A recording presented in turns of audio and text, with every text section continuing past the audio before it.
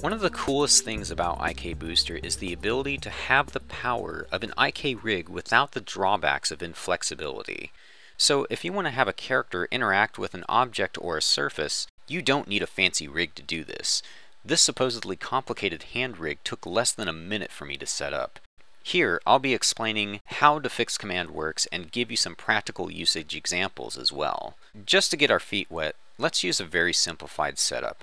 Say we need to temporarily have IK function to make this rig's right arm interact with the table as the rest of the body moves.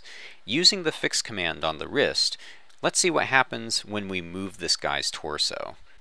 Note how the wrist is still rotating. We don't want this, so a second fix is required at the tip of the hand to prevent the hand itself from rotating. Now when we move the figure, the hand is firmly planted on the table.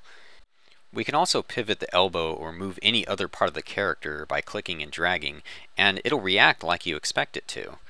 The majority of IKBooster users get stuck at this point. This looks very cool, but there's an extra step required to make the fix command work in animation. By doing some animation, we can see the rig behaving like one would expect on the keyframes.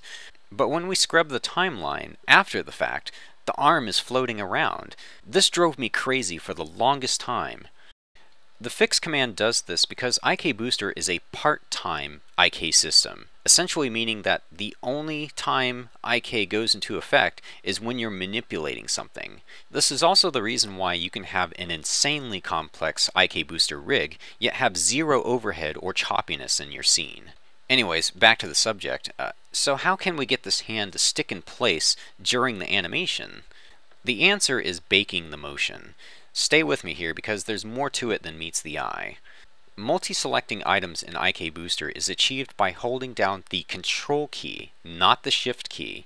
This is most handy for fixing or unfixing many items at once. Note that you can temporarily disable all fixing by either holding the Control key as you manipulate an item or going into the IKBooster menu and unchecking Global FX IK. By the way, while we're here, I like to leave the IK bind option unchecked to avoid unwanted slipping while moving around and manipulating my rigs. I'm not going to cover what it actually does in this tutorial, but leaving it unchecked can save you a lot of headaches. Anyhow, so using the Control key, we need to multi-select the tip and the base of the hand. I want to stress that what you have selected while baking is critical to making it work properly. You have to have the fixed item selected while baking. Make certain that your keyframe mode is set to current, otherwise you'll end up baking parts of your character that don't need baking. To bake in IKBooster, you simply hold down the right mouse button and drag across the timeline. When you let go of the button, you get a pop-up list that essentially asks what you'd like to do with the range of keyframes. Select Bake Keys, hit OK, and it's done. It works beautifully.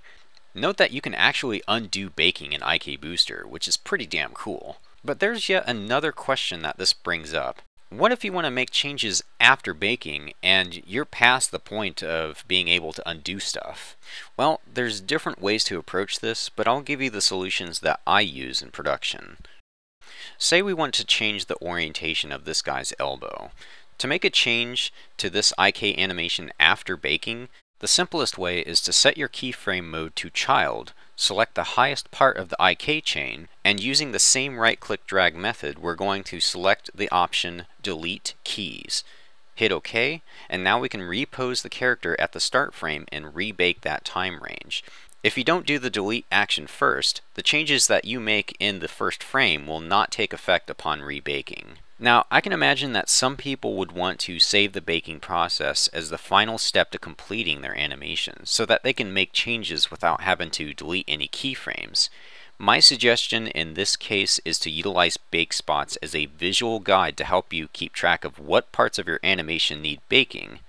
You can set bake spots via the right-click menu, or you can do it even faster by holding the Alt key as you drag across the timeline. I recommend against performing the actual baking action through bake spots for various reasons that I'm not going to go into here. Just know that most of the time, it is far more convenient to just use the right-click multi-select method for baking. Finally, there's something that I should mention before wrapping up this tutorial because I feel the topic is related. If you've watched my IKBooster starter guide video, I mentioned how these keys down here stand for Global Axis Disabling for IKBooster controls. It turns out that this function is very handy when used in conjunction with the fix command. Say we want to move this character's hands around, but we want them to not lift from the table as we do so. All you have to do is click on the Y so that it's grayed out, and look what happens. All of my movements are involving only the X and Z planes. So if you've ever needed to restrict what IKBooster is doing for a control, that's not a problem.